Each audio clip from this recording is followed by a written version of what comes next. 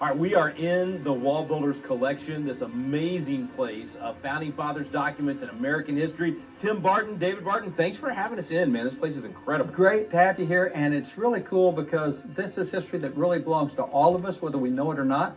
I mean, this is our heritage, our history. There's so much good stuff here to be uncovered and revealed. Well, you say good stuff, but then there's been a major attack on American history. So is our history good or bad or ugly or all of the above? We've really got to defend the American story. If we're going to talk about defending freedom, we're going to talk about we want to revive freedom. Well, is it even worth reviving? Is the American story actually good or bad?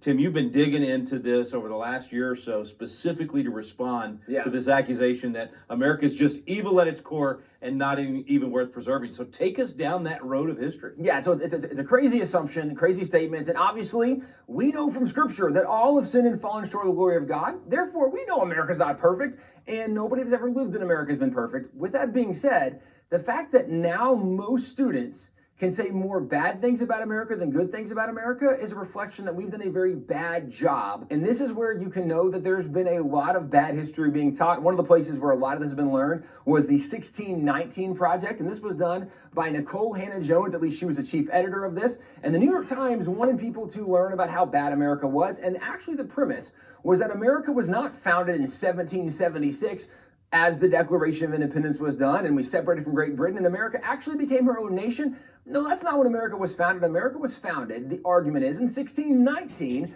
when the first shipload of slaves arrived in America in Jamestown. Now, with that being said, if you look at the original statement, the mission statement, the statement of purpose from the 1619 Project, here's the reason they said they existed. The 1619 Project is a major initiative from the New York Times observing the anniversary of the beginning of American slavery.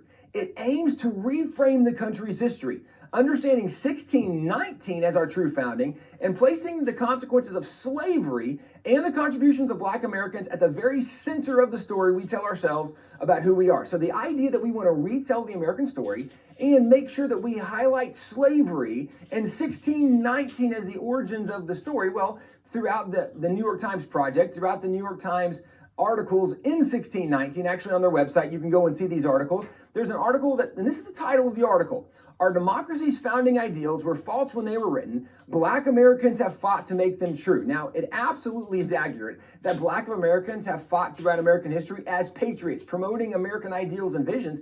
But the notion that our founding ideals were false, well, the founding ideals were from the Declaration. We hold these truths to be self-evident, that all men were created equal. They're endowed by their Creator with certain inalienable rights, that among these are life, liberty, the pursuit of happiness, and that to secure these rights, governments are instituted among men. Those were the founding ideals, and actually the notion that there is a God and he gave rights to man and government's main job is to protect our God-given rights. Those ideals are true now and they were true then, but this notion that Black Americans are the ones that fought to make them true, well, that would discount all of the abolitionists who were not Black. That would discount all of the heroes throughout American history, not only that weren't Black, many who weren't even white, men and women, but we don't know those stories, but this is the accusation. Another article says America holds an undemocratic assumption from its founding that some people deserve more power than others. Now, America's founding, I would argue, was 1776 when America actually separated from Great Britain to become a nation. The premise of separating from the king was the king thought he had all the power and the people didn't have power and there wasn't equality. And so the Americans said, we are against the notion that some people should have more power than others. This is the exact opposite of how we were founded. Another article says slavery gave America a fear of Black people and a taste for violent punishment. Both still define our prison system. So the notion that we are scared of Black people in America, if you're not Black, you're scared of Black people, and that violent punishment defines our prison system, I'm not sure of the violent punishment that's taking place in our prison system today. If it is, I would probably be opposed to it. But this is the notion that kids are learning. These are the articles that are being written. This is being taught in schools today. Here's another article.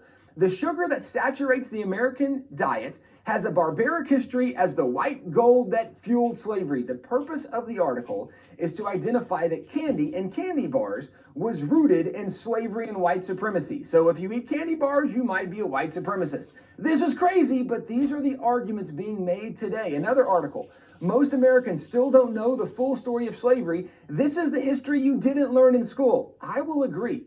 Most Americans have no idea the full story of slavery, but this is not something that is actually being identified in the 1619 Project. It's going the wrong direction. And even advocates of the 1619 Project, people like Democrat Senator Tim Kaine, he said that America actually created slavery. We didn't inherit it from anybody. If you think America created slavery, you had the worst world history teacher in the history of school, because obviously there was slavery before America was a nation. Study the Roman Empire, the Greek Empire, and if you're familiar with the Bible, I'm a Christian, I believe in the Bible, I believe it is true. If you go to the book of Genesis, Joseph was the one who had dreams and his father made them this coat of many colors. Joseph's brothers sold him into something.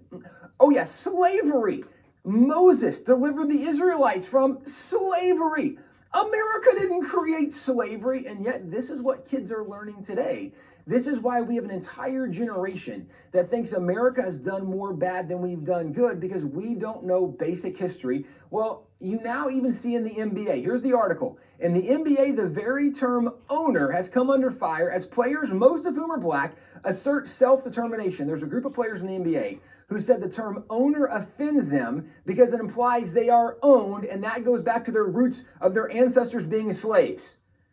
If you are a business owner, the assumption is not that you own your employees, rather that you own the business and you hire people to work for you. But we now live in a culture that is so woke that we can't even use the term of a business owner without it presumably offending somebody. In the midst of all of this, the New York Times was awarded a Pulitzer Prize for their great work in the 1619 Project. And when this happened, there was a lot of promotion from the New York Times saying, we want to make this a curriculum for all kinds of teachers. And actually right now, this is being used in all 50 states in different schools in those states. And kids are learning these very lessons today. Well, as this all unfolded, there was also a group of professors who came out and said, this is totally inaccurate. And so professors came out pointing out the historical inaccuracies of what was being said. Now, professors on the left and right side of the political spectrum who just know basic history pointed out how many fallacies were in these articles and inaccurate statements were being made, and kids were learning things that simply weren't true. With that being said, you would think maybe the New York Times, the 1619 Project, would have some corrections and would change some of these articles. If you go to their website, there's only one correction listed on their website, and it says an earlier version of the introduction to this project referred incorrectly to Virginia in the year 1619 as a British colony. At the time, it was an English colony. So the only correction they make is to clarify that actually it wasn't a British colony, an English colony. Well, there's a lot of other inaccuracies being said. And here's the problem with this, is there is a lot of important history that's been lost, including a lot of black history, a lot of black heroes that have been lost, and even a lot of terrible things that happened in American history. And Americans need to learn the whole story, the good, the bad, and the ugly. The problem is today what's being said not only is misrepresenting what is true, many things are just flat out lies and dishonest in the way they're being presented.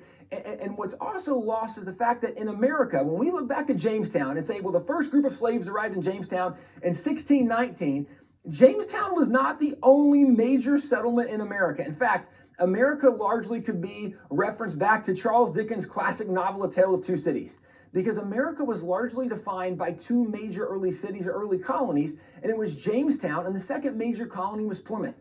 Both of these colonies had a major impact in American history, and both had an incredible legacy they left, but both were very different legacies. If you look at Jamestown, we probably are semi-familiar with some of the people from Jamestown, which was founded in 1607, and people like Captain John Smith, or the name Pocahontas, who's one of the great heroes as we've studied history. Well, those are names we would know from Jamestown, and certainly there were some great people in Jamestown, but Jamestown definitely had some major problems as well. Jamestown went through a period known as a starving time where they actually turned to cannibalism. They had some major issues in Jamestown. They didn't always have great relations with the Native Americans and the Indians. And so there no doubt was issues with Jamestown, but that was just one of the early primary colonies. The other colony was Plymouth. Plymouth was founded in 1620, and if you look at some of the story of Plymouth, we know some major names like Governor William Bradford, but also there's major players to the story, people like Somerset, who was an Indian that the Pilgrims met who actually spoke some English, and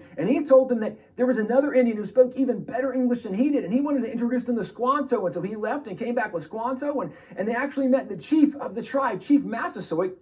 In the midst of all of this, what they discovered was that the Wampanoag Indians were a very good Indian people, a very great tribe. They made a peace treaty with the Wampanoags. It was the longest lasting peace treaty between any whites and any natives in American history. The treaty lasted more than 50 years. Now, this is just part of the legacy of Plymouth, that even today we don't know much of the story of Plymouth and their relation with the Indians and how good it was in so many scenarios. But let me back you up to Jamestown, because the argument is that America was really built as a slave nation. Well, Jamestown was founded in 1607, but in 1619, there was a shipload of slaves that arrived in America. Approximately 20 slaves arrived on a British ship, and the British ship had just captured these slaves off of Portuguese trade ships. When they came to Jamestown, they were sold to the people of Jamestown, but they actually were sold as indentured servants. In indentured servitude, you work for a period of several years, and generally about 7 years. At the end of 7 years, you would receive your freedom. All of those approximately 20 slaves not only received their freedom, they became free landowners, and some of them became very wealthy landowners in Jamestown. It wasn't until 1651 that chattel slavery actually became legal in Virginia, or legal in the New World. And this is long after 1619, but again, this is Jamestown. That's one colony. There was a second colony, Plymouth. If you look at Plymouth, their history of slavery is very different. In fact, in Plymouth in 1641, they passed some early laws that actually forbid man stealing. And man stealing they defined as capturing someone off of a continent, transporting them across the ocean to a new continent to sell them into slavery. This was specifically targeting the North Atlantic or the African slave trade that was going on at the time. Now, in 1641, they did pass a law where they said that slavery was legal on two conditions. It was legal for punishment for a crime, that you could be a slave for so many years, or it was legal if you were captured in justified warfare. And some people today want to say, well, the fact that they allowed slavery in any conditions is terrible. But remember, this is the 1600s. And if it's a justified war, meaning it was a war where you were defending your property, defending your family, defending your people and nation, you didn't start the war, but you were defending. Well, if you conquered a people in the 1600s, there were only two options for a conquered people group after a war. You either killed them or you enslaved them. And this wasn't something unique for the Pilgrims. This was the way the world operated for literally thousands of years. And so this was the Pilgrims being normal. But they did say it was against the law to man steal, to kidnap somebody off a continent, to transport them to a new continent and sell them into slavery. Now that law matters. In 1646, the first shipload of slaves arrived in Plymouth from Africa. But because man stealing was a crime in Plymouth, the people of Plymouth imprisoned the ship captain and the crew, and they freed all of the slaves. And they actually charged the crew and the captain with the crime of man stealing. This is a big deal because you see the legacy of Plymouth is very different than the legacy of Jamestown. And this is what's lost today. One of the cool things that was done in the late 1800s is a map showing the legacy from Plymouth and the legacy of Jamestown. And it shows the legacy of Jamestown promoted slavery in many of the southern states, southern colonies, but the legacy of Plymouth promoted freedom and work ethic and responsibility and biblical values over the majority of the nation. Why does this matter? As the map even identifies, although Jamestown had a very significant legacy in America, the majority of America was not impacted from the legacy of Jamestown. The majority of America was impacted from the legacy of Plymouth and what it promoted throughout all of the nation. But today, we're not learning about the positive things that Plymouth promoted or brought to the New World. What we're learning about is the negative impact of Jamestown, and even some of that is overstated or misstated in what's being said. But this is where the 1619 Project gets it so wrong. One of the things the 1619 Project also says is we need to be learning in America about some of the black heroes who have contributed along the way to the American story. And I totally agree. It's just that the 1619 Project has left out a lot of very important black heroes that they should be highlighting. People like the Reverend Harry Hoosier, who was considered an evangelist in the Second Great Awakening. Now, he was a slave early on in life. He got saved and decided he wanted to share the gospel message with others. He joined up with the Reverend Francis Asbury, who was one of the leaders in the Methodist denomination at the time, and they began traveling together. Well, Reverend Harry Hoosier actually began drawing larger crowds than the more famous Francis Asbury and even founding fathers had heard Harry Hoosier speak. People like Benjamin Rush, who knew every major founding father. Benjamin Rush said, considering that Harry Hoosier never had a formal education, he was the best speaker he ever heard. Well, Harry Hoosier, because he had grown up on really kind of a slave plantation and he was a skilled labor kind of guy, he was a blue collar worker. So he felt that he would be best reaching people who really were the outdoors people, the working with your hands kind of people. And so he began evangelizing and witnessing to people who were very rough people. And when they would get saved, they would have dramatic conversions. Their lives would be totally changed. And they began to be known by the name Hoosier when they would convert to Christianity, because people would see, hey, you're different than you used to be. What's different about you? Oh, you're one of those Hoosiers now. You got saved under Harry Hoosier. And this was kind of the thought that happened. Now, a lot of these guys that were getting saved and having conversions under the work of Harry Hoosier began moving from where he was out to the Indiana Territory. Now, Indiana became known as the Hoosier State. Actually, the state of Indiana, this is their mascot for even one of their universities. Well, where did they get the name Hoosier? You can go back to the Reverend Harry Hoosier from the Second Great Awakening. This is what's very interesting about this is if we're going to talk about black heroes who had a major impact on America, he's a guy certainly who should be included. And yet most people have never heard the story of Harry Hoosier. But if we go to something like the American Revolution, which is where I would argue this is when America became a nation. If you look at the American Revolution, things like in April 1775, this is when guys like Paul Revere came to notoriety because Paul Revere makes his famous midnight ride. If you're a student of history, you know, as the British are marching through the colonies, there were many people who made famous rides to warn other Americans the British were coming. One of the guys who made a very famous midnight ride, or at least one of those kind of rides, was this man down here. His name was Wentworth Cheswell. Wentworth Cheswell was actually an elected politician, elected to multiple positions, but he was a guy who made a famous midnight ride, or a famous ride. It might not have started at midnight, but it was through the night to warn Americans that the British were coming.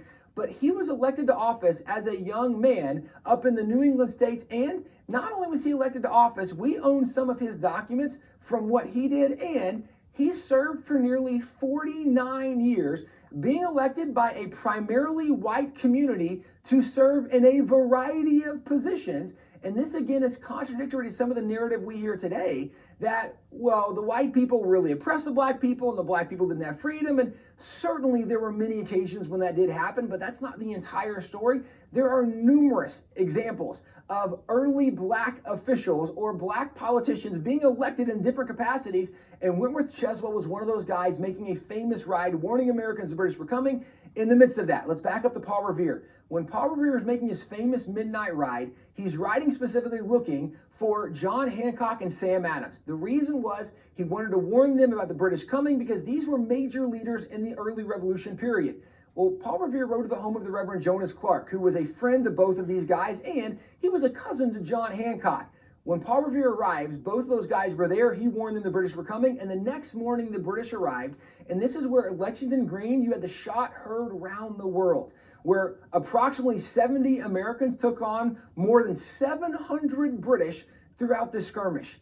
At the end, there were 18 Americans who were dead or wounded. Among those Americans were John Robbins and Prince Estabrook, a black and white man, both recorded to have been there, and both of them who attended the church of the Reverend Jonas Clark. So black and white men fighting together in the cause of freedom, in the cause of the revolution. And this is something that Prince Estabrook used to be a very well-known person from the Battle of Lexington. Even today, if you go visit Lexington, there is a statue, a little monument rather, honoring Prince Estabrook there. Well, this is as the revolution kicks off. As the revolution continues, you have major battles, like in June 1775, you have the Battle of Bunker Hill. And this is a painting done depicting the Battle of Bunker Hill. And over here on the right, there is a black patriot. This is Peter Salem. He's standing behind a white guy, Thomas Grosvenor, and Peter Salem actually was the hero of the battle.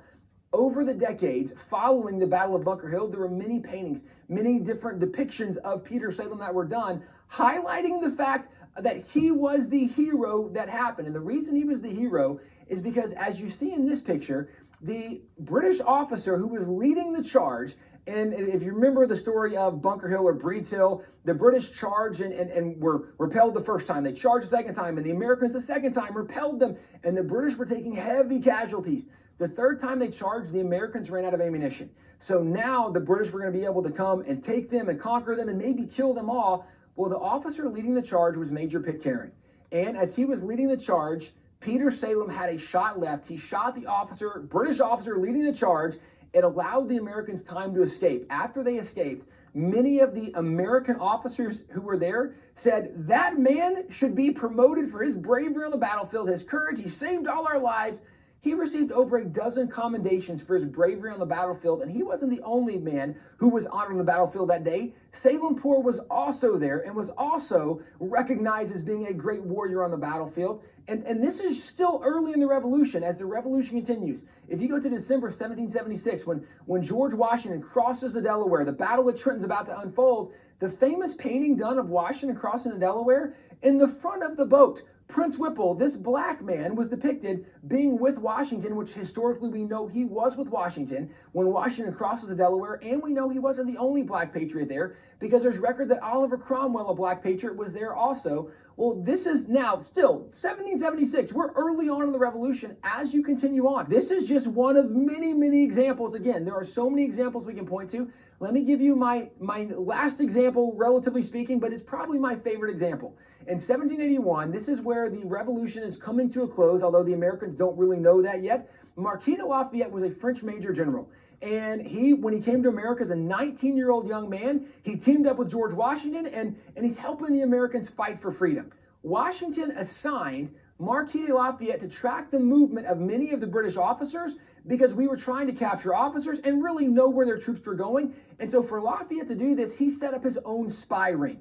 And one of the things he did in his spy ring was he would take many of the black patriots and he would tell them, pretend to be escaped slaves, go seek refuge in the British camp, and then just try to gather whatever intelligence you can, come back and let me know. I'll tell Washington. Well, one of the guys who joined him in 1781 was James Armistead.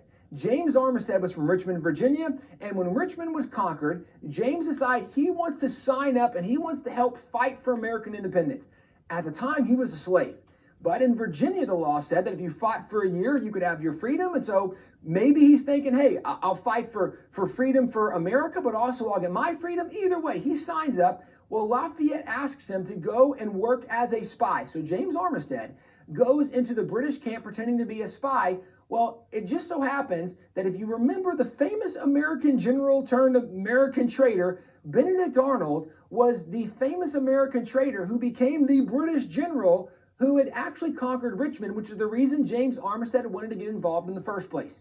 When James Armistead was sent by Lafayette to go serve in a British camp, it happened to be the camp of Benedict Arnold. So when James is serving in camp, he does such a good job serving that the officers saw him serving and said, you know, a guy like that should probably serve the officers because he's too good to serve the common man. So James begins serving in the officer's tent and learning the officer's plans. Actually, he gets reassigned and begins serving under Cornwallis, who is the commander of all the British forces. James is the guy who learned that Lord Cornwallis was going to be moving a large section of troops and going to Yorktown. Actually, James Armistead gets Lafayette the information. Lafayette writes a letter to Washington where he says, I have a spy in the camp who's just given me information that Lord Cornwallis is going and moving his troops, and this might be the time we've been waiting for to capture him and conquer him and maybe end the war. Well, this is exactly what happened. The Americans were able to surround Yorktown, and this is where this is a painting depicting the surrender of Cornwallis. James Armistead is a guy largely credited with the intelligence that led to the capturing of Cornwallis, who's the commander of all the British forces, and this major victory arguably led to an end of the American Revolution. Now, why does this matter? Because James Armistead is credited with the intelligence that led to this victory. So this victory, the last major battle that's considered to have won the Revolution, would not have happened had it not been for a black patriot who was a spy in the revolution. And not only that, if you look at the military intelligence that we have today, it goes back to people like James Armistead. Now, why this matters is if you think big picture American Revolution, when we think of how did the revolution begin, we might look at the shot heard around the world. But John Adams says the revolution actually began in 1770, the Boston Massacre, because that's when the British shed the first American blood, and that's when the war actually began. Well, if you remember the Boston Massacre, there was a man killed in the Boston Massacre who's considered the first blood shed in the revolution. Well, that man was Crispus Attucks. And there were many famous depictions and paintings done of Crispus Attucks of the black man being killed by the British. If you look at the revolution arguably began with the death of a black patriot, and the revolution was won arguably because of the intelligence of a black patriot. What this means is you can't even fully tell the story of the American Revolution without including the contributions of black heroes and black patriots in American history. And I've only given a few examples. We have entire history books of just black heroes from the American Revolution, from the War of 1812, from the Civil War, throughout American history. And yet today, very few Americans know anything of these black heroes. Why don't we know these black heroes today? Well, you can back up to a guy like Woodrow Wilson, who's, I would argue, the biggest culprit of why we don't know so many of these black heroes.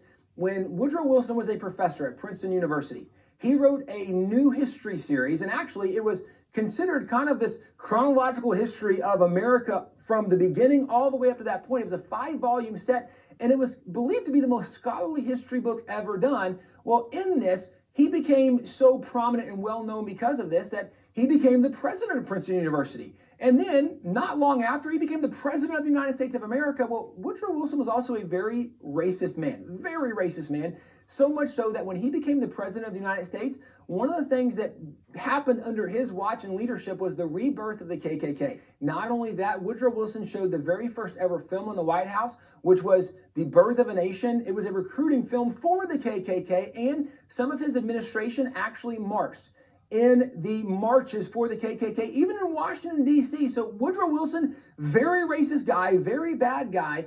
And actually, this is depicted even in his history books, because if you back up to his history books, he removed every single black person from American history, not just the heroes, every black person in general. And in his history books, he not only ignores every black hero, but by the way, how do you talk about the Civil War and leave out Frederick Douglass or the Mass 54th? And there's so many examples we could give. He leaves them all out.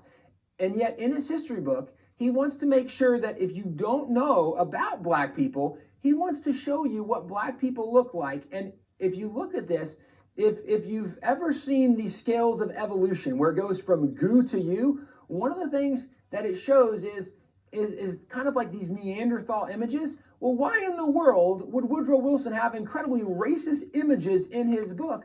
If you back up to some of the leading scholars and scientists of the day, you have people like Charles Darwin. And Charles Darwin, in his early book, it was, right, we know it as The Origin of Species, but actually there's a subtitle to it, and it's The Preservation of Favored Races in the Struggle for Life. Charles Darwin actually argues in his writings that the lighter your skin, the more evolved you are. And the darker you are, the less evolved you are, or the more Neanderthal you are. And this was largely accepted in academic circles, which, remember, Woodrow Wilson was a professor. He was the president of a university. This was academically and scientifically accepted, which, by the way, some of those notions today, when people say, well, trust all the science, I don't trust all the science because I know not all scientists are right.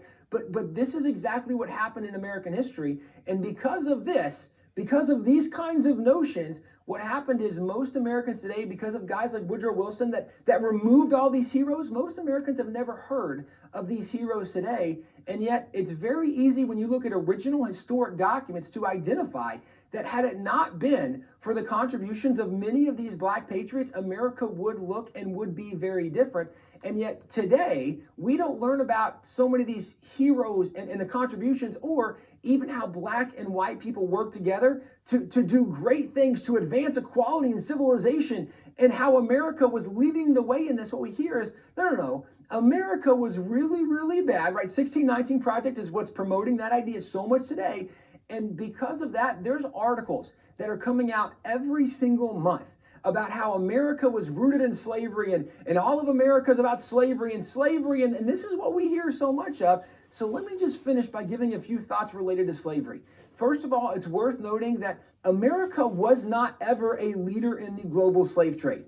That's a big deal because today we hear that America was one of the biggest leaders and perpetuators of the slave trade. That's just not historically accurate. And if you back up and look at this, the North Atlantic or the African slave trade lasted from roughly 1501 to 1875. And during that time period, approximately 12.7 million slaves were taken out of Africa. Scholars have gone back and researched to identify where those 12.7 million slaves arrived when they went off continent. And what they discovered is that if you look at those 12.7 million slaves, 43% went to Portugal and Brazil and their holdings, 24% went to Great Britain, 15% went to Spain, 11% went to France, 5% went to the Dutch, 2.5% went to the United States, and 1% went to Denmark. What does that mean? America absolutely did participate in something that was very, very evil. But America was nowhere close to a leader in this, which is what is argued today. And it's also worth noting at this point in world history, every single nation in the world had slavery because it was a global condition. One of the arguments today is that America is evil because we had slavery in our past. I would point out every nation in the history of the world had slavery. In fact, every single people group at some point was enslaved and at some point enslaved other people, because this is the history of humanity. It goes back to the notion we started with, is that all have sinned and fallen short of the glory of God. Nobody's perfect. So everybody has done bad things at some point. Every nation has done bad things at some point. That's part of the history of slavery. Even with that being said, America has still done remarkable good when it comes to the story of slavery, so much so that America was the very first nation in the history of the world to sign a law banning the slave trade. Thomas Jefferson signed that law on March 2nd, 1807. England signed a law very similar 3 weeks later on March 25th, 1807, but America was the very first nation to sign a law banning the slave trade. America was the fourth nation in the history of the world to actually ban slavery. We did it in 1865. Now, we were the fourth nation. England did it before us in 1833, and then Denmark, and then France, and then America. At that time in world history, there were 128 nations in the world, and America was the fourth nation to actually end slavery. And I would argue America paid a higher price in ending slavery because slavery in America ended at the end of the Civil War, which was one of the bloodiest conflicts we've ever seen in American history, with more than 600,000 Americans that died in that conflict. And at the end of that conflict, we ended slavery in America. And I'll go even further, because if you look today, slavery still exists today. This is the map depicting the nations of the world, and the different colors are showing nations who are doing better or worse jobs with slavery. Now, to give you context, there's 193 member nations of the UN, and that number actually changes every year. It was 191, then 195, and 193, and it changes based on who's gone to war with who, or who's conquered who, who's captured who. But just recently, of those 193 member nations, 94 of those nations had not passed laws banning slavery in their nation. In many nations of the world, slavery to this day is still legal. And that's why it's estimated there's more than 40 million people in slavery in the world today. That's more than at any time in world history. And this is even in Africa today. There's more than 9.2 million people legally enslaved in Africa. There's people legally enslaved in China and India and Indonesia. This is actually not unusual for much of the world. And yet, with that being said, one of the things that the Global Slavery Index does is not only it shows the nations that are doing a really poor job with slavery, it shows the nations that do the best job. And right over here, it shows the nations taking the most action to end slavery in the world. And the nation doing the most is the Netherlands. The nation in second place is the United States of America. America is doing more than virtually every other nation in the world to oppose slavery. And here's the key takeaway. If you look at America, one of the things you can know about America is America started legal opposition to slavery before any other nation in the world, March 2nd, 1807. And that's America as a whole. That's not even including the states up in New England, because every single state in the North, back in the pre-Civil War days, actually at the end of the American Revolution, every single northern state had begun passing laws to outlaw and eradicate slavery in their states. So even before, as a nation, we took steps to outlaw slavery, we had northern states that were doing things to end slavery. And so this is where, before anybody else in the world, America's doing things legally to oppose slavery. America also paid a higher price in ending slavery than any other nation in the world because of the Civil War. And America does more than virtually any other nation today to oppose slavery. When you look at America, it's true that America definitely has the sin of slavery as part of our past, but it's also true that America has one of the most exceptional anti-slavery records of any nation in the history of the world. And that's something that doesn't get reported today. And on top of the fact, it's also worth noting that America largely could not have become America without the contributions of Black patriots. And this is what today has been so lost. We don't know these stories anymore. And yet at Wall Builders, we try to do a lot to retell many of these stories, to reintroduce people to some of these heroes they've never heard of before. And I will point out that there are dozens, if not hundreds of other examples we could point to. It's just today we don't know the history. And so when people look at America today and think America's so bad, it's because we don't know the history of America. Or even though America's not perfect, how well America did at overcoming the sins in her past. And I would point out, if you look at any atrocity in American history, if you simply ask the question, how did it end in America? What you will always find is the reason those atrocities ended in America is because Christians stood up and said, we can't do that anymore. We have to stop those things in America. And that's why America corrected and stopped those evils and those sins faster than virtually any other nation in the history of the world. And that's why America largely should still be celebrated today. Okay, wait, Tim. I got to jump in here on you, man. There was so many times you were dropping truth bombs. I mean, things that people have never heard before. I've never heard before. And I'm thinking to myself, wait a minute, you just changed the whole narrative on America's bad and evil and we're the worst. In other words, you basically reset the table and said, okay, everybody was bad. Yes. But America was leading the charge. Correct. Instead of being drug along, which is what we've been told for the last year. We know so little of history, both world history and American history, that we think America was the only people group that struggled with sin or did anything bad or evil. Well, that's just silly. It's everybody. Every single nation in the history of the world has done bad things. And when we look specifically at what America did, America consistently was at the forefront of leading the charge to correct those problems and evils. And it's not to say that America didn't do bad things. Absolutely. America's done many bad things in our past, but America also, because of the influence of Christianity, because of so many pastors and churches and leaders who have stood up and said, we have to stop this, so many patriots. America has corrected those problems faster than almost any other nation in the history of the world. And that's why, if we're going to tell the honest story, tell the story that America did some very bad things, but tell the whole story that America fixed and changed those things faster and sooner before virtually anybody else. And that doesn't mean that America doesn't still have problems today. Right. We recognize a lot of problems that we want to solve today, which is why we're doing what we're doing. But isn't the reason that America was leading the charge on that is the very thing we're talking about in this course, because of biblical citizens, because people in America were saying, like you were saying, pastors were saying, this has to change. And even all the way back to the Declaration, that the principles that have been laid in place from the beginning are what made us want to provide that freedom for everyone. What you will see consistently throughout history is the people who have done the most to correct the problems in America were people who knew the Bible, who were patriots, who followed the constitutional principles, those Declaration values. And when they applied those things and they fought for those things, they helped change those problems in the nation. And that's really where we are today. We need more of those patriots, biblical-minded, constitutional thinking, Declaration value promoting citizens standing up and saying, we need to solve these problems. And when we get involved, we're really the only hope. Like it's kind of silly that we think something's going to change without our involvement, because it's always been the biblical-minded people standing up for those right principles and values, fighting to change where there needed to be equality, where there needed to be equal rights, where there needed to be major steps forward. This is where, again, today, we need those biblical-minded constitutional citizens to stand up and saying, we're going to make a difference. Okay, so short answer to the question, is America worth saving? Absolutely yes. Absolutely. This value system is worth preserving. And if it's going to be preserved, it's up to the folks that are watching this to be biblical citizens and continue this spread of freedom. You said it. You got to be biblical citizens.